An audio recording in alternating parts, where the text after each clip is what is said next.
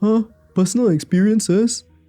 30 tips for the PSLE Oral in 30 days. I'm Coach Hakim. Follow along these 30 days to completely transform your marks for the PSLE Oral. Let's go.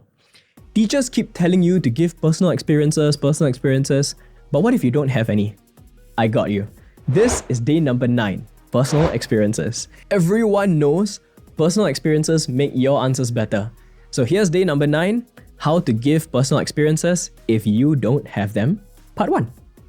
One way to bring in personal experiences without actually having them is to talk about something similar but not the same.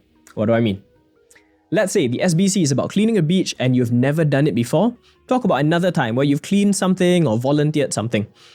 Remember, if you don't have the same experience, use something similar. So that's day number 9. Follow me on any of your favorite social media platforms to learn more. I'll see you at my next masterclass. I can't wait to hear about your A for Oral.